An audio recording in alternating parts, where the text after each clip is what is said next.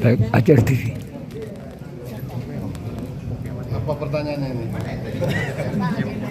Pak, terkait mungkin dari BGN dulu Pak, terkait dengan apakah kita juga mungkin nanti BGN juga seperti aturan dari untuk membantu program pemerintah terutama mungkin berkaitan dengan BGN Pak. Ya, pertama saya minta panjatkan puji dan syukur karena hari ini saya sempat hadir di pelantikan pengurus wilayah untuk pengusaha gabungan pengusaha, dan ini adalah merupakan gabungan dari seluruh mitra yang sudah memiliki SPG.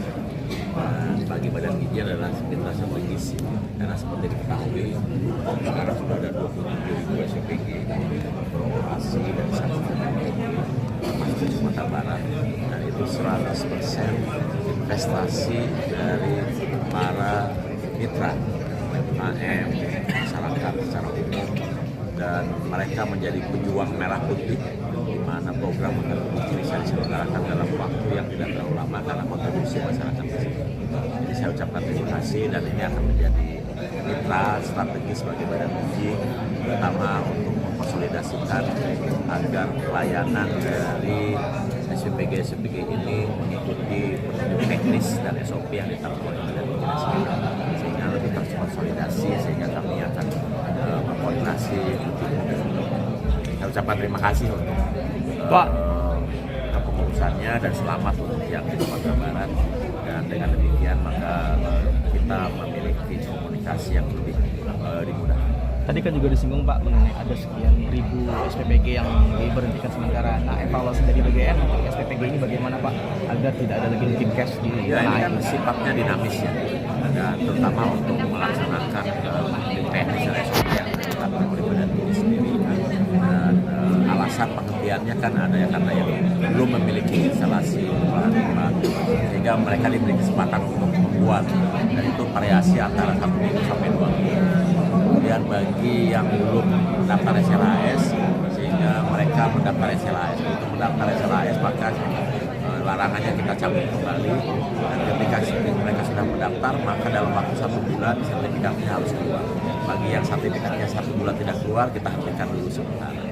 Demikian juga untuk fasilitasnya yang kurang memenuhi syarat atau alurnya kurang higienis, maka kami minta mereka untuk renovasi sehingga sesuai dengan teknis itu.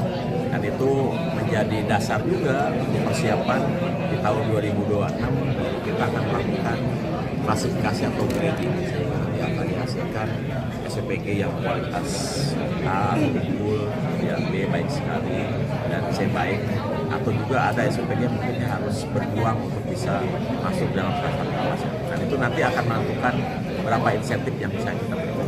Pak, di Indonesia kan masih banyak di sekolah ataupun daerah yang belum adanya SPPG Pak. Salah satu kan di daerah Kabupaten di Sumatera Barat itu Mentawai. Nah Bapak mungkin bagaimana Pak belum meratanya SPPG ini? Ya gini, kan kita mulai dari aglomerasi, karena disitulah penduduk berkumpulan, hampir kurang lebih 80 juta penerima manfaat ada di daerah aglomerasi. Kami sudah siapkan juga SPG terkecil termasuk di Mentawai. Ketika di akhir bulan akan ada peresmian secara nasional di Mentawai. Itu akan kami bangun kurang lebih 9.000 SPG daerah terkecil untuk melayani kurang lebih 3 juta penduduk.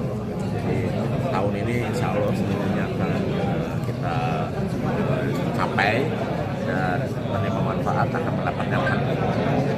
Program administrasi aplikasi apa yang oleh KPP dan juga BPN sendiri, bagaimana sistem pelaporan dan juga verifikasi ataupun yang audit seperti apa mekanismenya? Ya itu kita sudah lakukan dan kita integrasikan dengan seluruh yang ada. Yang penting kita lakukan segala sesuatunya secara terbuka, transparan dan akuntabel. Terkait perencanaan pembuatan tim khusus BGN Pak. Nah ini informasinya kan sudah dibikin tim khusus oleh BGN. Nah sejauh ini progresnya seperti apa? Tim satgasnya Pak. Kan di BGN ada masing-masing bagian ya, dan masing-masing sudah melaksanakan. Pak, satu lagi Pak informasinya soal sekolah-sekolah yang mampu katanya akan ditiadakan mungkin BGN. Oh gini. Gimana Pak? Jadi kan dari awal kita menghitung penerima manfaat itu tidak membedakan kaya dan miskin, mampu dan tidak mampu. Tapi dalam pelaksanaannya kita juga sekarang sudah melihat bahwa beberapa sekolah yang memang tidak ingin menerima dan memiliki kemampuan yang lebih, memang pada saat SPPG mau membagikan itu selalu datang ke sekolah itu mau menerima atau tidak. Dan contoh ya, saya tidak tahu di Sumatera Barat, di Bogor itu ada Siswa Binain 1, Adiwana, Nagina Pacis, Sekolah Bogor Raya itu tidak pernah menerima makan siang. Dan kemudian juga ada hal yang cukup bagus ya, karena Pak Presiden meminta agar efektivitasnya ditingkatkan, agar lebih tepat guna. Contoh yang dilakukan oleh SMKN Kudus, SMK Kudus, ya, itu ketika ada mahasiswa yang tidak ingin menerima MBG, kemudian kepala sekolahnya mengadakan kuesioner kepada seluruh siswa, dan dari 607 siswa,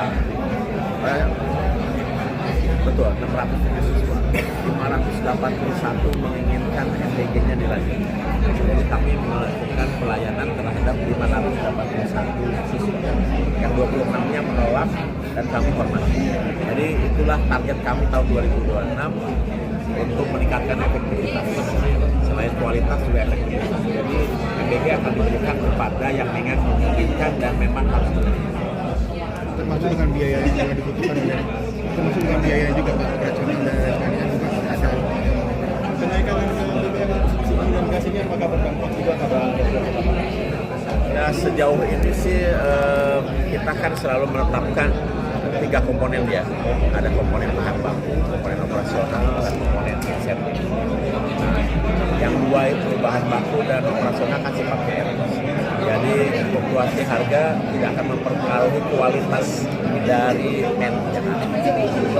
Pak, satu lagi Pak, tadi kan Bapak sampaikan penerima manfaat kita sampai sekarang itu sudah 62 juta Pak ya. Nah, targetnya untuk jangka panjang itu berapa Pak yang ditempat di BGN? Ya target kami kan 82,9. Jadi sekarang sudah 62, kurang lebih 80%. Kami masih berusaha untuk mengejar sampai 100%. Targetnya sampai di tahun ini. Baik, Ya tahun ini pasti tetap. demikian wawancara khusus kita bersama Bapak Dadan dan kembali studio John Pratama Ajar TV.